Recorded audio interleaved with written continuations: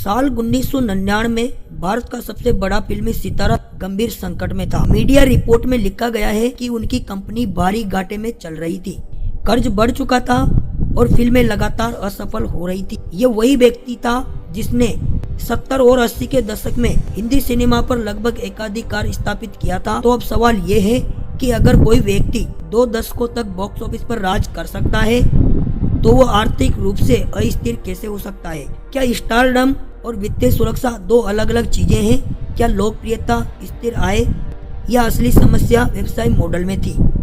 आज हम कहानी नई रणनीति समझेंगे। 1995 में स्थापित हुई Amitabh Bachchan corporation limited company, जिसका उद्देश्य था फिल्म निर्माण, event management, talent management, international show, media वितरण। ये वो दौर था जब भारत में 1991 के बाद आर्थिक उदारीकरण के कारण कारपोरेट संस्कृति तेजी से उभर रही थी। हॉलीवुड में सितारे प्रोडक्शन कंपनियां चलाते थे। भारत में स्टारडम को कारपोरेट ढांचे में बदलने का विचार नया नहीं था, लेकिन मनोरंजन में उद्योग में राजस्व का अनुमान लगाना बेहद ही कठिन होता है। एक फिल्म की सफलता अनिश्चित, एक इवेंट जोखिम भरा, कैश फ्लो अस्थिर। रिपोर्ट्स के अनुसार ABCL को भारी वित्तीय नुकसान हुआ, कंपनी पर कर्ज का दबाव बढ़ चुका था। यहाँ पहली बार स्टारडम और कारपोरेट संरचना का टकराव हुआ। लोकप्रियता भावनात्मक पूंजी है, लेकिन व्यवसाय को चाहिए कि सिस्टम प्रबंधन, वित्तीय अनुशासन। लेकिन क्या हर सफल कलाकार एक सफल उद्यमी भी हो सकता है? क्या स्टार होना CEO के बराबर होने के जैसा है? 1990 के दशक के अंत तक आते आते उनकी कई फिल्में अपेक्षित प्रदर्शन नहीं कर पा रही थी। नई पीढ़ी के अभिनेता उभर रहे थे, सिनेमा की भाषा बदल रही थी। 70 के दशक का एंग्री यंगमैन 90 के दशक के रोमांटिक या मल्टी स्टारर दौर में उतना प्रभावशाली नहीं रहा। उम्र का असर भी दिखने लगा था।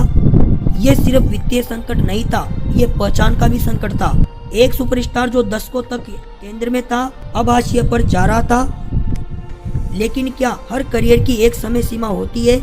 यह समस्या अनुकूलन की कमी में थी। उसके बाद उन्हें टीवी शो होस्ट करने का प्रस्ताव मिला, कौन बनेगा करोड़पति। उस समय बड़े फिल्मी सितारे टीवी पर नहीं आते थे क्योंकि टीवी को छोटा माध्यम माना जाता था। अगर शो असफल होता है तो उनकी ब्रांड वैल्यू और ज्यादा गिर सकती थी।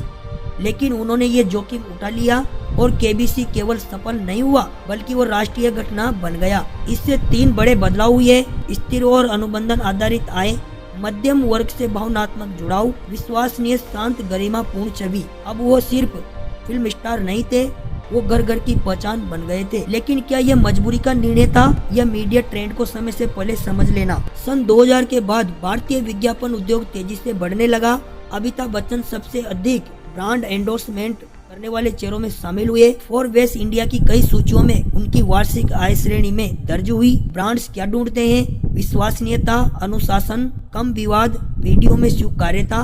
अमिताभ की छवि इन सभी मानकों पर पूरी तरह से फिट बैठती थी। अब उनकी आय फिल्मों की सफलता पर निर्भर नहीं थी। अब मॉडल था कॉन्ट्रैक्ट आधारित पूर्वानुमान योग्य स्तर, जोखिम घटा, नकदी प्रवाह सुधरा। लेकिन क्या असली स्थिरता फिल्मों से आई या ब्रांड अनुबंधों से? उन्होंने पारंपरिक नायक की भूमिका छोड़कर चरित्र आधारित भूमिकाएं स्वीकार की, जिसका सबसे बड़ा उदाहरण है ब्लैक, पा और पिंक।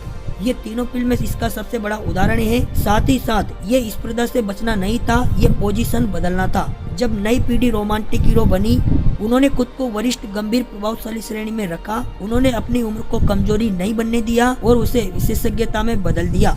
लेकिन अगर वो 25 साल के नायक जैसा अभिनय करते रहते तो क्या दर्शक उन्हें स्वीकार करते या नहीं? क्या दीर्घकालिक सफलता का सूत्र है या भूमिका परिवर्तन में है? उनकी आय के स्रोत फिल्में, टीवी, विज्ञापन, ब्रांड एम्बेसडर, सार्वजनिक कार्यक्रम। क्योंकि ये निवेश पोर्टफोलियो जैसा मॉडल है, अगर एक स्रोत गिरता है तो दूसरा उसको संभाल लेता है। यही विविधीकरण है, उन्हें आर्थिक संकट से उबारने में सहायक बना। लेकिन क्या यह मॉडल सेलिब्रिटी के लिए है या हर पेशेवर को ये आय विविधीकरण समझना चाहिए? दर्शकों तक अनुशासन, कम सार्वजनिक विवाद, समय की पाबंदी, पेशेवर व्यवहार। ब्रांड्स सबसे अधिक डरते हैं अनिश्चितता से, क्योंकि एक बयान करोड़ों रुपए का नुकसान कर सकता है। इसलिए वे लो रिस्क पब्लिश स्पेस बन गए थे और यही दीर्घकालिक ब्रांड की स्थिरता का आधार है। कि क्या प्रतिभा से ज्यादा महत्वपूर्ण है विश्वसनीयता? पूरी टाइमलाइन देखें तो स्टारडम, कारपोरेट असफलता, वित्तीय संकट, टीवी प्रवेश, ब्रांड विविधीकरण और भूमिका परिवर्तन। ये कहानी संघर्ष से अधिक अनुकूलन की है, जिसमें 3 रणनीतिक बदलाव करने पड़ते हैं: अहंकार छोड़ना, माध्यम बदलना और आय मॉडल बदलना। लोकप्रियता अस्थायी है, संचरित ब्रांड स्थायी हो सकता है और शायद यही कारण है कि आज भी उनका नाम स्थिरता और भरोसे का पर्याय माना जाता है। उम्मीद करता हूँ दोस्तों आपको ये वीडियो पसंद आया होगा। अगर आपको ये वीडियो पसंद आया है तो वीडियो को लाइक और शेयर जरूर कर दीजिए। मैं आपका दोस्त महेंद्र वर्मा मिलूंगा आपसे अगली एक और नई धमाकेदार वीडियो के साथ। तब तक के लिए गुड बाय। जय हिंद, जय भारत।